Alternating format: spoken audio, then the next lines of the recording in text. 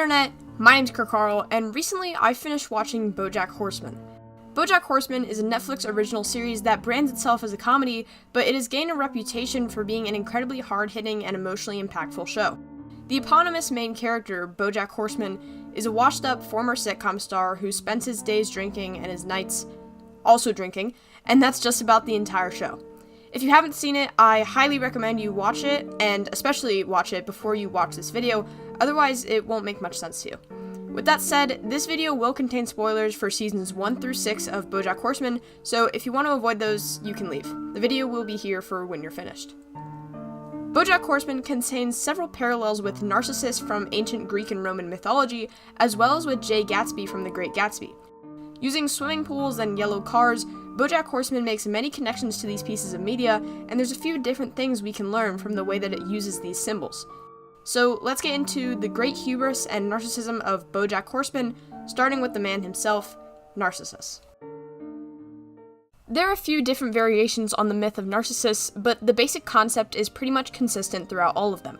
The story goes that Narcissus was a young man with incredible looks who was either tricked to find or stumbled upon a pond in the woods.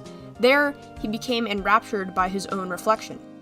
Depending on the version you read, he then either finds his reflection could never reciprocate his love and dies by his own hand, or stays there for so long that he neglects basic life functions like eating or sleeping and dies by the pond. He's then transformed into a flower, named the Narcissus, or more commonly, the daffodil. The image this story most immediately evokes is that of the painting in Bojack's house.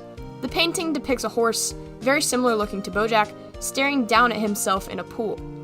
The painting is on full display to the viewer from the very beginning of the show, and those well-versed in their mythology might have kept a note of it in case it was foreshadowing for something later down the line. Spoiler alert, it was. So clearly, Bojack is Narcissus. He even admits to it himself when he says, "I know that I can be selfish and narcissistic and self-destructive." But unlike Narcissus, Bojack isn't truly enraptured by just his looks. In the painting, he gazes upon himself drowning, looking on as though he was simply watching birds in the sky. He's almost completely passive to the fact that he's struggling constantly, knowing that he is wrong and yet being unable to help himself, convinced that it's just a basic facet of his very being. And like a drowning person, he reaches out to others for help, and yet only succeeds in pulling them under with him.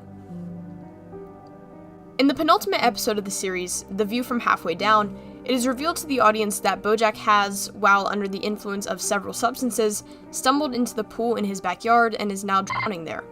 In a twisted version of Narcissus and some variations of the myth, Bojack has drunkenly decided that he would be happier drowning in his own self-hatred than continuing to live with it. The spectacle of his own suffering that we see in the painting has become less of something to view and more of something for him to embrace. And so, Bojack enters the pool. He gets out at some point to call Diane, but when she doesn't pick up, he returns, again unable to escape his fate. In this episode, the aforementioned painting is, at one point, visible on the wall. We can see it while the hallucination/dream Bojack is having is falling apart, with everything being covered in a black tar. Only one part of the painting is covered in the tar, the portion of it with the pool and the drowning horse. The tar has been speculated to have several different meanings, but one of the most widely believed ones is that the tar represents Bojack himself. In Season 1, Charlotte, an old friend of Bojack's who he later ends up visiting, with disastrous consequences following, refers to LA as a tar pit. Later, she revises the statement to say that Bojack is the tar pit. The tar in The View from Halfway Down, covering only part of the painting, represents this flipped version of the Narcissus myth. Instead of being entranced by his good looks, or fame, or wealth, Bojack is forced to stare at the raw, ugly truth of himself. The painting here reflects the moments before Bojack may have stepped into the pool and been consumed by the tar, by himself, almost for the final time. Not even the drowning horse is visible, representing Bojack drowning in the real world while he looks on, no longer passive and yet still unable to help, in the dream. The painting from the show is also based off of a real-world painting. Portrait of an Artist, Pool with Two Figures is the original painting, done by artist David Hockney. While the original painting is inspired by Hockney's breakup with his boyfriend, I think that the title really connects to Bojack. Bojack is an artist, and he has been ever since his mom told him to never stop performing. And there is something kind of inherently narcissistic about creating art, especially in the way Bojack does it. His fame and creations made him even more selfish, even more narcissistic, and, most importantly, even more resentful of himself. The artist in this painting is Bojack, and Bojack is Narcissus, but Bojack isn't immortalized by a flower. He survives the drowning, and the audience doesn't ever see Bojack die in the pool, unlike another character. If you haven't read The Great Gatsby in whatever high school English class you've taken, you've probably at least seen the ways people reference it online. The DiCaprio gif, the green light jokes, and most importantly, swimming pools. The swimming pool is an important part of The Great Gatsby, coming in right at the end of the story when one of the main characters, the eponymous Gatsby, is killed while in his backyard swimming pool. This immediately brings to mind the scene in Season 3 of Bojack, where Bojack, in the middle of a party, gets into a car and reverses backwards into his pool, attempting to kill himself. Like Gatsby, Bojack throws parties several times throughout the show, but never do we really see him happy at one. Gatsby filled his house with people and fun and drinking, but he was always empty, forever reaching out towards the green light that represented everything he could never have. In a way, Gatsby's story was always going to end in tragedy, like Bojack's almost, or arguably kind of, did. Both of them wanted a happiness that was unobtainable to them, and both of them tried to fill this void by throwing parties and making half-hearted attempts to reach their happiness, but it never worked. It was the manner of their deaths that sets them apart. Bojack attempting to drown himself in a pool symbolic of his own narcissism, and Gatsby being fatally shot by someone else. One was willing and the other was not, but only Gatsby ended up dying. But that isn't the only place where death in Bojack Horseman ends up aligning with the Great Gatsby. In the book, Gatsby drives a yellow car, and Bojack also drives a yellow car, the very same one he drove into the pool with. However, the car in that scene is more comparable to Ferris Bueller's Day Off, so we aren't discussing it here. Instead, I want to discuss the highway scene in Season 3 of Bojack Horseman. In the scene, Bojack is driving down the highway in his newly acquired yellow car, bearing a great resemblance to the Great Gatsby scene wherein Daisy drives Gatsby's car down the highway. Over the scene's duration, Bojack slowly presses the pedal further and further until he's going over 100 miles per hour, and then we see him take his hands off the wheel.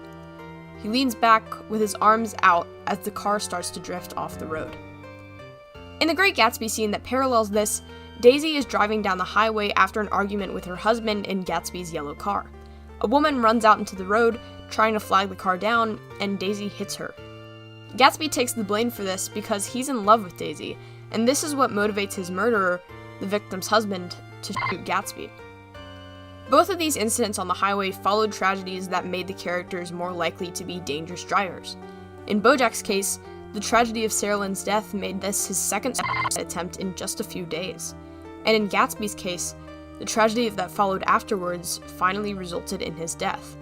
And after that, a funeral that barely anyone showed up to.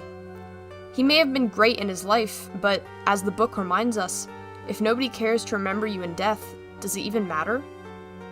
This is a fate that Bojack's highway incident almost certainly would have resulted in as well. But Bojack comes to a screeching halt and pulls over to the side of the road, his eye caught by something.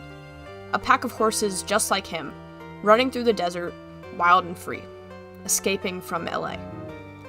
He sees himself in these horses in the same way he gazes upon his reflection in that painting. At the risk of sounding cynical, Bojack narcissistically convinces himself that he is enough like these liberated horses to live another day. Maybe it's because he doesn't really want to die, or because he thinks he can see in himself what he sees in these horses right now. But either way, Bojack avoids the tragedy that Gatsby faces after his car accident, at least for now. Until he finds himself almost dead in the pool again, but, you know. Thank you all so much for watching, and I hope you enjoyed the video. I don't really know what to say in this section.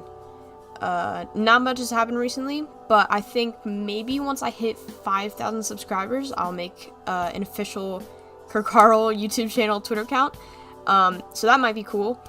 And uploads might be slow because, college applications. But I will keep you all posted on the Twitter account and on uploads, and I will see you next time.